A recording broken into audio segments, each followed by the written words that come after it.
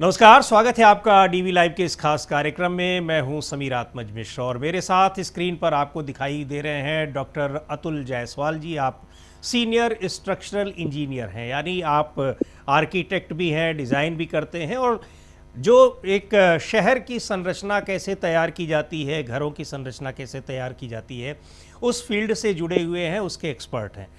Doctor Atul Jaiswal जी, सबसे पहले तो आपका बहुत बहुत स्वागत है हमारे इस कार्यक्रम में।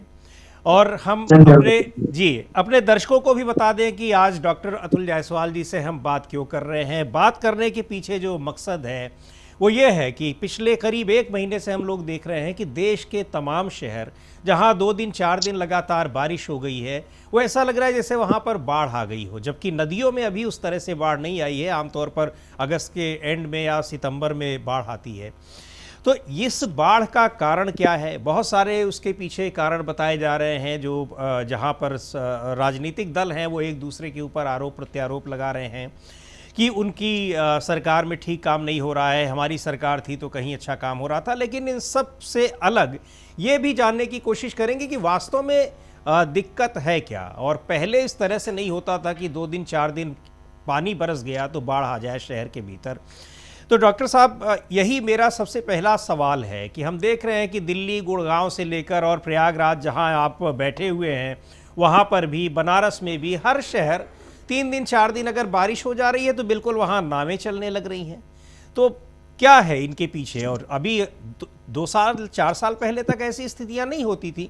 हाँ, तुरंत वाटर लॉगिंग होती थी, लेकिन घंटे 2 घंटे बाद पानी निकल गया, 4 घंटे बाद पानी निकल गया।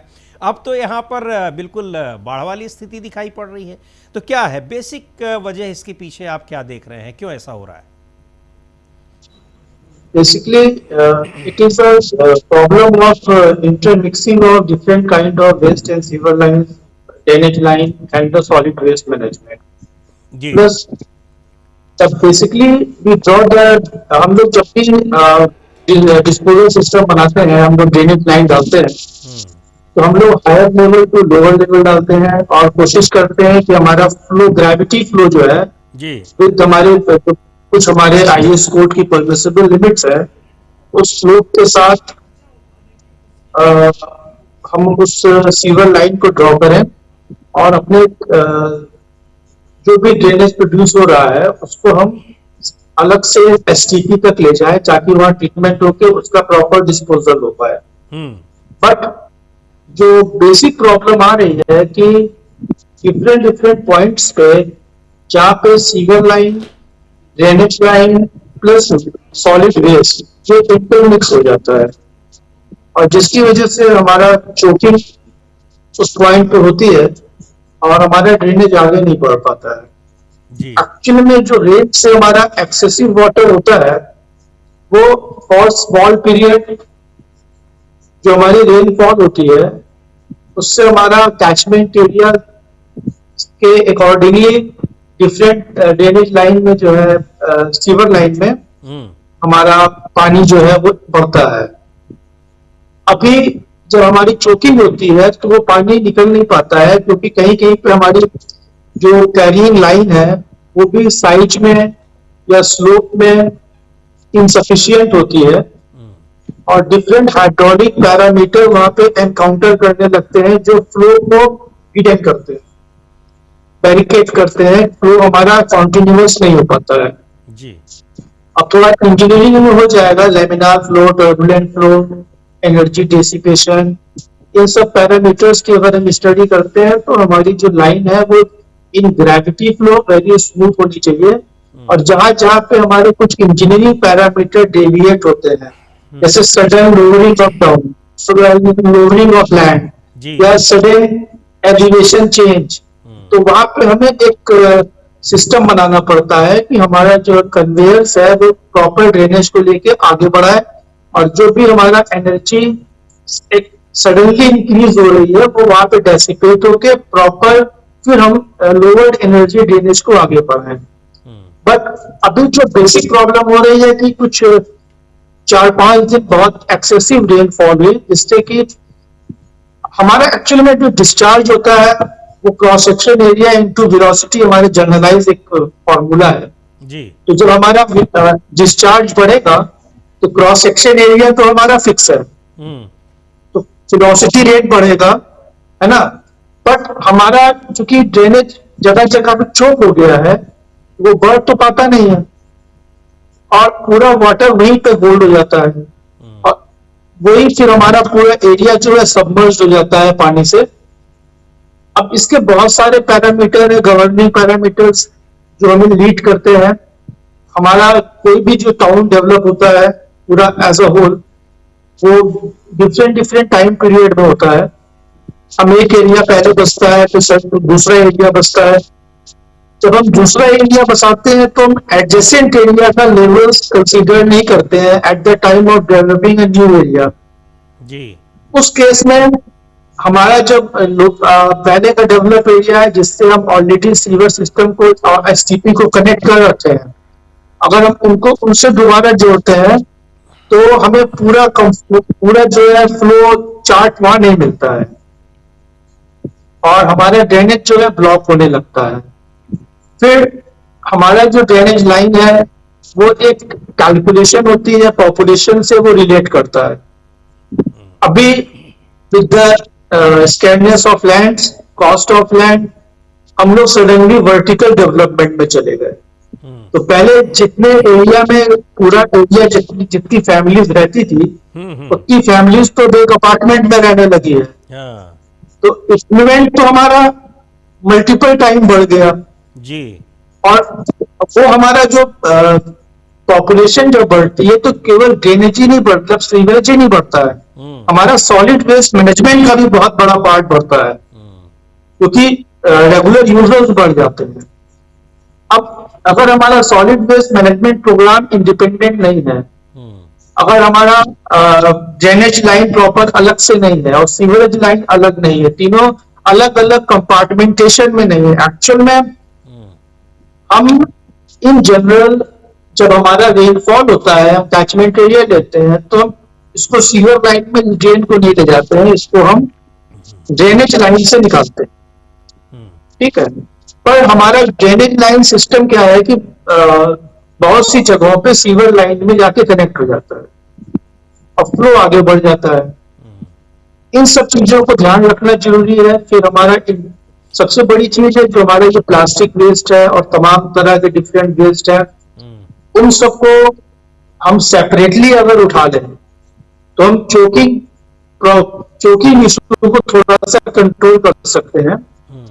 और जो हमारा लोअर एरिया नया डेवलप हुआ है लेकिन वो लोअर है अपने एडजेसेंट एरिया से, तो हम अलग अलग एरिया के लिए अलग अलग उनका अगर डिस्पोजल सिस्टम बनाए, हम अलग लाइन ले जाएं और उसको एक प्रॉपर ग्रेविटी फ्लो मेंटेन करने के लिए स्लोप देते हुए एडिकेट साइज में as per the discharge required, तो हम लोग कोशिश कर सकते हैं कि हम अपने शहर को इस जलभराव से थोड़ा बचा सकते हैं। हाँ, एक चीज़ बड़ी महत्वपूर्ण आपने कही, वो थोड़ा हम और एक सामान्य तौर पर समझेंगे कि आम आदमी उसको समझ जाए कि पुराने शहर जो हैं, ख़ास तौर पर जो सैकड़ों साल पहले बसे हुए शहर हैं या ब्रिटिश पीरियड में उनमें एक इंफ्रास्ट्रक्चर पर काम हुआ, उसके बाद काम हुआ है, 50-60 साल पहले काम हुआ है, वहाँ आपने जो कहा कि जो नए उसका एक्सटेंशन जो बढ़ता गया, यानी शहर बढ़ता गया, नए नए इलाके बसते गए, लेकिन ये जो इंफ्रास्ट्रक्चर है, जो ड्रेनेज का इंफ्रास्ट्रक्चर है, इसको उसी पुराने सिस्टम में जोड़ दिया गया, ये आप कह रहे हैं, जबकि उसको अलग रखना चाहिए था। तो ये इसको मतलब थोड़ा सा अगर और आप समझा दें एक कॉमन मैन की तरह से कि लोग समझ जाएं। जरूर। और कैसे संभव है कि उससे उस पुराने इंफ्रास्ट्रक्चर से इसको अलग कर देना, ये कैसे संभव है और क्यों नहीं किया गया? एक्चुअल में पहले जो हमारा नगर का बसाव होता था, बहुत एंशिएंट टाइम से जो हिस्ट्री है जी, वो जब से ग्रैंड ट्रंक रोड बनी इंडिया में, तो उससे एडजेसेंट और रिवर से एडजेसेंट जो बड़े बड़े शहर बसते थे, है ना। तो हाईवे और नदी, इन दो का बहुत बड़ा रोल होता था किसी शहर को बसने में, ताकि हमारा ट्रांसपोर्टेशन, हम्म। नेविगेशन और सर्विसेज सारी चीजें मीट आउट हो जाती थी। हमें जो भी एक सिविलाइजेशन के लिए रिक्वायरमेंट होती है वो सारी चीजें मीट आउट होती थी। हम्म। और जब ब्रिटिशर्स ने इंडिया में अपना रहना शुरू किया तो वो एक्चुअल में, ये तो बहुत पुराना, बहुत एंशियंट हड़प्पा मोहनजोदड़ो से ये सिस्टम टेक्नोलॉजी हम लोगों के नॉलेज मतलब समझ में आती है जी। कि हम लोगों ने हमेशा इस बात को ध्यान दिया कि हम अपने घर से निकलने वाले तत्व को कैसे ले जाएं और कहाँ ले जाएं। हम्म। अंग्रेजों ने जो बनाया उस वक्त इलास्टिक थ्योरी ऑफ डिजाइन पे चलता था, तब लिमिट स्टेट डिजाइन और वर्किंग स्टेट डिजाइन का इतना महत्वपूर्ण डेवलपमेंट नहीं हुआ था। हम्म। तो अंग्रेजों ने ओपन ड्रेन भी बनाया, ओपन लाइन भी बनाई और कवर्ड भी बनाई, आर्च टाइप डिजाइन पे। जी। और उनका एक्चुअली में जो लेइंग ऑफ लाइन थी वो सिटी एरिया टू रिवर, उस डायरेक्शन में ग्रेविटी फ्लो में स्लोप को मेंटेन करके उन्होंने डेवलप किया और उसको कनेक्ट किया। हम्म। बाद में क्या हुआ कि जब पॉपुलेशन बढ़ी, एरिया बढ़ा, हम लोगों ने ये ध्यान नहीं दिया कि उस स्लोप को मैच करने के लिए हमें लैंड का जो लेके रखना चाहिए। हमें जो फर्म ग्राउंड, जी। हाँ, हमने फर्म ग्राउंड लेवल पे वर्क किया। उस वर्क करने में क्या हुआ कि हमारा 70 to 80% जो हाउसिंग जोनिंग, रेजिडेंशियल जोनिंग या जो भी मकान बने वो या तो लोअर्ड हो गए या वो एक्यूट एंगल्स पे चले गए। जी। अब ये नया वर्ड मैंने बोला कि हम किसी भी पुरानी लाइन को नई लाइन में जोड़ते हैं, उसके लिए भी हमारे पास इंजीनियरिंग गाइडलाइन होती है कि किस एंगल को मिक्स हम उनको अटैच करेंगे, क्या वहां पे हम प्रोविजन करेंगे कि हमारा जो फ्लो है वो हमारा काउंटर एक्ट ना हो। जी। है ना। अभी अभी क्या है कि जब आदमी डेवलप करता है और अगर सारी चीजों को एक टेबल पर सारे पैरामीटर्स को ना रखे, केवल एक वाटर सप्लाई, ड्रेनेज सिस्टम के अलावा भी रोड नेटवर्क, गलियां, सारी चीजें हैं, है ना, उनको प्रॉपर कनेक्ट ना करे, उनको कायदे से कंसीडर ना करे और टाउन प्लानिंग करे और जो उसके पैरामेट्रिक जो हमारे डिसीजन मेकिंग है कि हम पहले उसकी स्टडी करें। सबसे सबसे जो प्रिलिमिनरी आता है वो होता है एडिकेट सर्वे। उस सर्वे में हम कंट्रोल मैप बनाते हैं, फिर हम उसमें सारे लेवल्स डालते हैं, इससे हमको पता चलता है कि किस लैंड का क्या जो है अलग अलग डिफरेंट लेवल्स हैं। उससे हम कनेक्ट करते हुए सीवरेज लाइन का प्लान करते हैं या कोई भी प्लानिंग करते हैं, रोड की प्लानिंग करते हैं, घर की प्लानिंग करते हैं, घर का प्लिंथ लेवल डिसाइड करते हैं। बट क्योंकि हमारे यहाँ इतनी फैसिलिटीज पहले नहीं थी, 90s के पहले ना इतना हमारे यहाँ स्किल वर्कमैनशिप थी। आज भी बहुत प्रॉब्लम आती है जी। अगर हम लोग कुछ सोचते हैं, कुछ करना चाहते हैं, परफॉर्म नहीं कर पाते हैं, है ना। बहुत से पैरामीटर, बहुत से डाटा हम लोग को आज भी नहीं मिल पाता है जी। हमने यहाँ पे इलाहाबाद में कुछ काम किया था, टाटा कंसल्टेंसी इंजीनियरिंग आई थी, तो ब्रिटिशर्स की बनाई कुछ लाइन को क्लीन करके हैबिटेट करने का प्लान था, बट हम नहीं कर पाए, हम उसका सर्वे नहीं कर पाए जी। और वो जगह जगह से डैमेज है भाई, एज जगह जगह से कोलैप्स है। तो खैर वो एक अलग बात हो गई। हम लोगों ने बहुत पहले कोशिश की थी इलाहाबाद में उसको प्रॉपर ब्रिटिशर्स सिस्टम को करने के लिए, बट ये जो प्रॉब्लम है लेवल्स की, सर्वे की, जो जनरल इंजीनियरिंग सर्वे का डाटा है वो प्रॉपर मैनर में टेबल पे लाके उसकी स्टडी करके फिर हम लोग अगर ये डिसाइड करें कि डिफरेंट डिफरेंट ब्लॉक के मिनिमम लेवल्स क्या होंगे, प्लिंथ लेवल जी, है ना, तो हम फ्यूचरिस्टिक ग्रोथ ऑफ सिटी को जनरेट कर सकते हैं जो इन सब ट्रबल से, इन सब प्रॉब्लम से एकदम क्लियर हो, सॉल्व हो जी, है ना। तो हाँ, तो ये चीज मुझे ये बताया सर कि ये दो बातें हैं। एक तो ये है कि एक ये भी है कि शहरों का बेतरतीब तरीके से बहुत बढ़ना पिछले 2-3 दशक से हम देख रहे हैं। इसके जी अलावा जी जो एक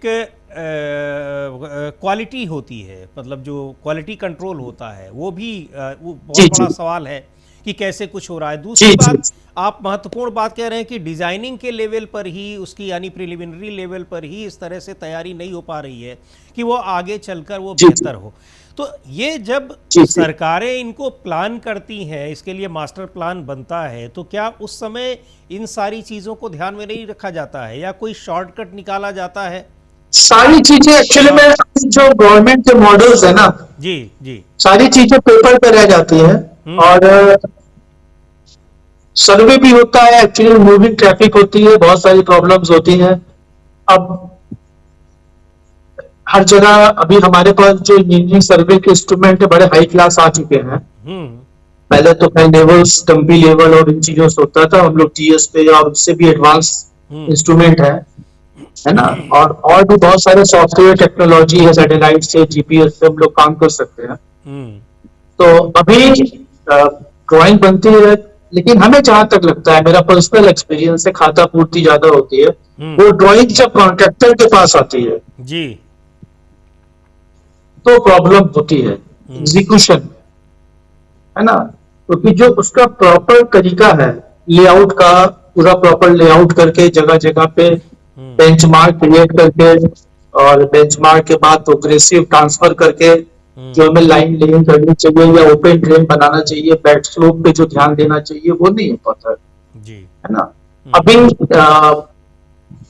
एक एक एसटीपी हमारे यहाँ इलाहाबाद में कैंट में हम्म। पिछले 7-8 साल से बंद पड़ी थी। हम्म। एसटीपी बन गई और वो एक अच्छा खासा एरिया कवर करती थी हम्म। कि जहां से सीवर को लेके आना था एसटीपी पे।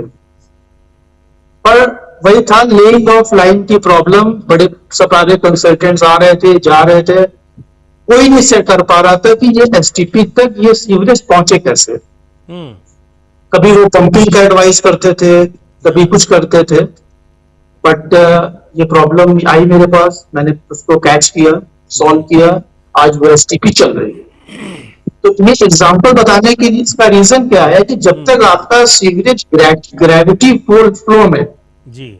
ग्रेविटी फ्लो के अंडर टर्मिनोलॉजी में हम्म। प्रॉपर क्रॉस सेक्शन, क्वांटिटी, सारी चीजों को मैच नहीं करेगा, तब तक हम्म। वो नहीं पहुंचेगा। ठीक है।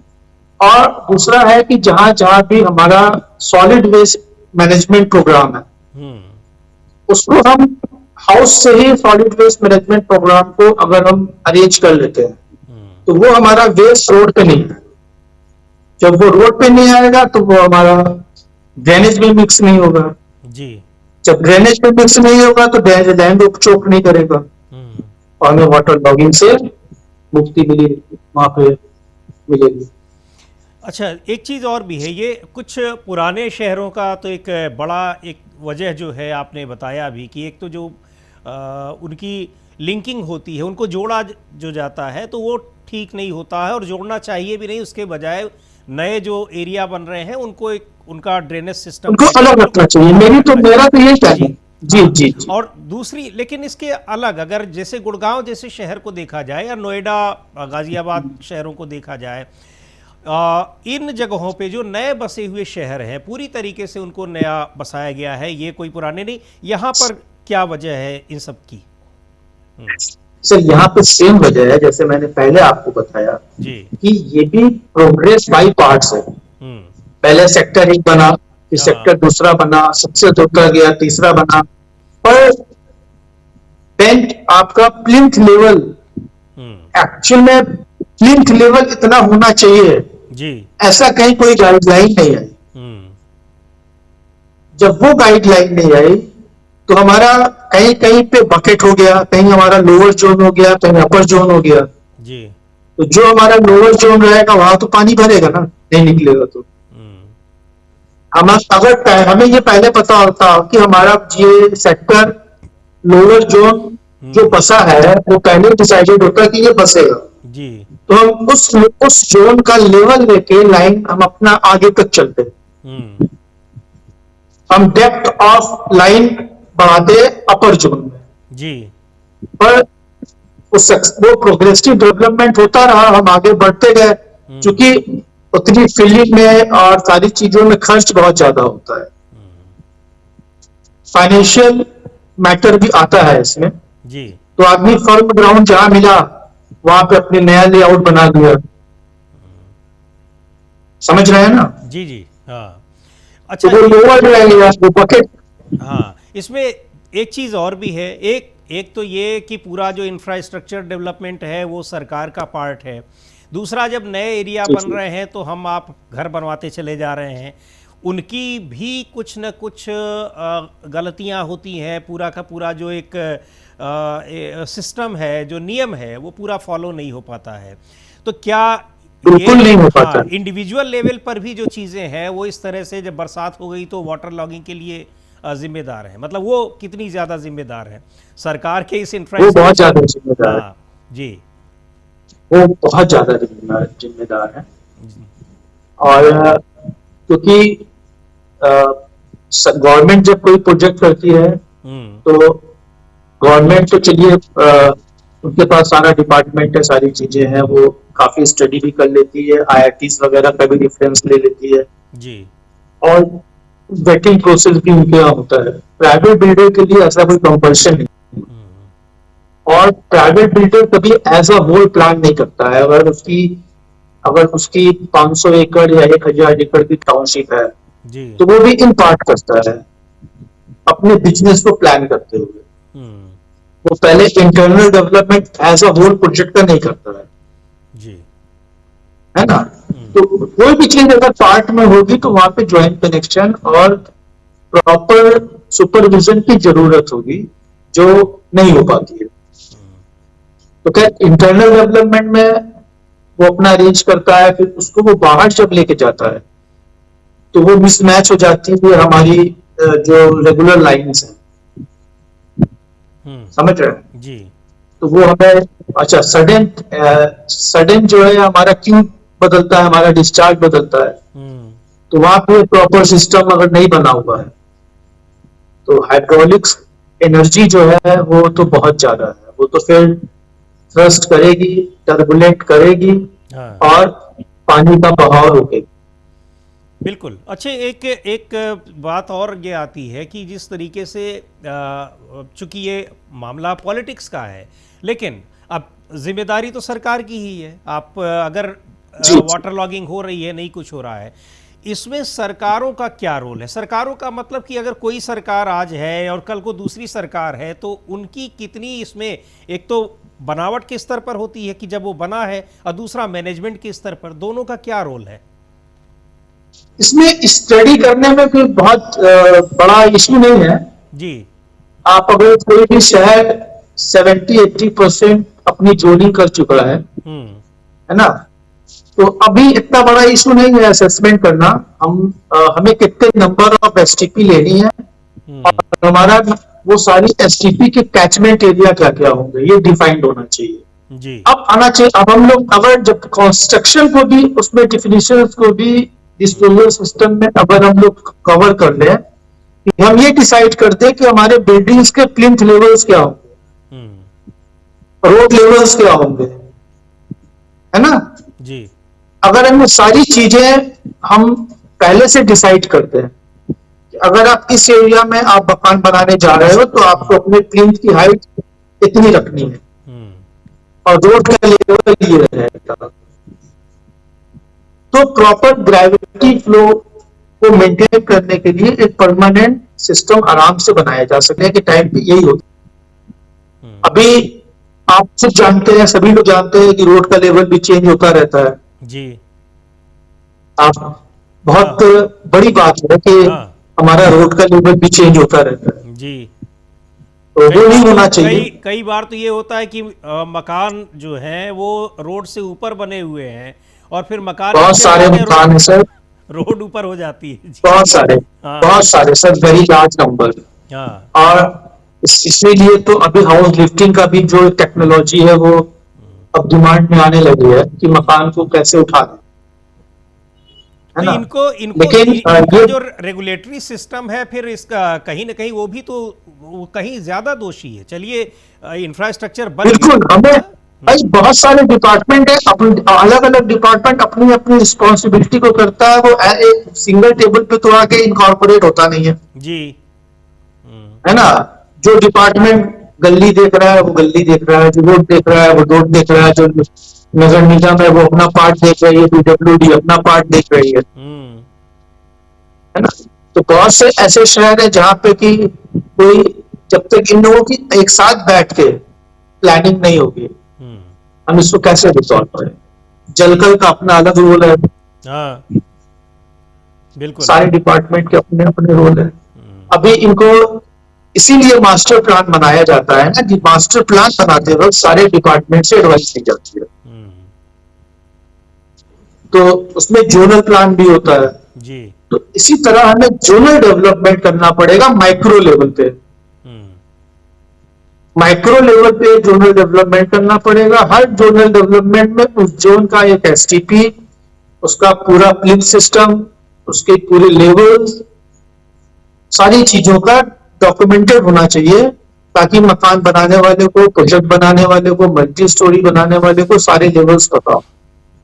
तो आपको क्या लग रहा है, आपने अभी स्टडी भी की है, आपने भेजा भी था मेरे पास, ये जी इन जी, हमने सारी, कहा था, हाँ। हाँ जी हाँ, इन सारी चीज़ों को देखते हुए आपको लग रहा है कि सरकारें उस तरफ सोच रही हैं कि जो कम से कम जो है उसको ठीक कर ले, या फिर जो नए डेवलपमेंट हो रहे हैं, नए प्रोजेक्ट बन रहे हैं, उनका जो ड्रेनेज सिस्टम है वो बिल्कुल अलग रखा जाए इस तरफ, मतलब ये सरकारों की जो और पिछली प्लानिंग होती है। मैं तो बहुत प्रिलिमिनरी, मेरी पहली लाइन यही है जी। कि solid waste management, drainage management and sewerage management, ये इंडिपेंडेंट होना चाहिए। हम्म। और इनका ट्रीटमेंट भी अलग होता है। एक्चुअली में तीनों जगह अलग अलग तरीके के वेस्ट है। जी। जो हमारा सीवरेज वेस्ट होता है वो अलग होता है, ड्रेनेज वेस्ट अलग होता है। ड्रेनेज में हमारे टॉयलेट्स के वो वो पानी भी आता है जिसमें सोप मिक्स भी होता है। हम्म। हमारे बाथरूम से भी दो लाइन निकलती है, जी। एक सीवर में जाती है, एक ड्रेनेज में जाती है। हाँ। तो जो हमारी वॉशिंग लाइन होती है, जिसमें हम स्नान करते हैं, नहाते हैं और साबुन वगैरह का प्रयोग करते हैं, वो हमारी सीवरेज में नहीं जाती है, वो ड्रेनेज में जाती है ना। तो इन तीनों लाइनों का इंडिपेंडेंट लेन और इनका कहीं भी कनेक्ट ना होना जी। सबसे ज्यादा इंपॉर्टेंट है। लेकिन बहुत सारे जो सिंगुलर हाउस होते हैं, यूनिट हाउस होते हैं, वो लोग अपने घर से जब लाइन निकालते हैं तो वो अपना ड्रेनेज लाइन तो सीवर लाइन में ही मिला देते हैं। अब वही ये मैं आपसे, और हमारी, हाँ, एक सवाल में मेरे अंदर ये मैं बार बार सोच रहा हूँ पूछने को कि पिछले करीब 10 साल या 20 साल में तमाम शहरों में नए ढंग से सीवर लाइनें बिछाई गई हैं। मुझे ये लग रहा है, मैं अपने अनुभव से देख सकता हूँ कई शहरों को, कि जितना शहरों के भीतर केवल बारिश की वजह से हम बात कर रहे हैं, बाढ़ का हम अभी नाम नहीं ले रहे हैं, बारिश की वजह से जो वाटर लॉगिंग होती है और जितनी परसिस्ट करती है, जितनी देर तक वाटर लॉगिंग हो रही है, ये पिछले 3-4 साल से दिखाई पड़ रही है। इससे पहले ऐसा नहीं होता था। तो सीवर लाइन को किस तरीके से बिछाया गया है नए सिरे से कि वो समस्या का निजात से पाने के बजाय समस्या को बढ़ा रही है? देखिए, पहली बात तो हमारा ये जो बरसात का पानी होता है, हाँ। इसको इसको सीवर लाइन में जाना नहीं चाहिए। हम्म। ये हमारी ड्रेनेज लाइन से पहले रिमूव होना चाहिए, जी। क्योंकि हमारा जो सीवरेज होता है वो एसटीपी में जाता है। हम्म। और हमारी जो एसटीपी की डिजाइन होती है वो सीवरेज वेस्ट के लिए होती है। और जब हम, अभी जैसे हमारे हर जगह प्रॉब्लम यही आ रही है कि जब हम एसटीपी में उसको मटेरियल को ले जाते हैं सीवर लाइन का, तो उसमें हमारा ड्रेनेज लाइन की वजह से soap mix, oil mix, grease mix, सारी चीजें मिक्स रहती है। और हमारा एसटीपी जो है उसको भी करने में प्रॉब्लम आती है। जी। आपकी जो बात है अभी, जो आपने हमसे पूछी कि हमारी नई लाइन पड़ी है, वो सीवरेज लाइन पड़ी है, हमारी ड्रेनेज लाइन तो नहीं पड़ी है। जी। ड्रेनेज लाइन आज भी ओपन ट्रंच होती है काफी हद तक, हाँ। नालियां होती हैं बगल में दोनों तरफ, जी। फिर उनको कवर कर लेते हैं, है ना।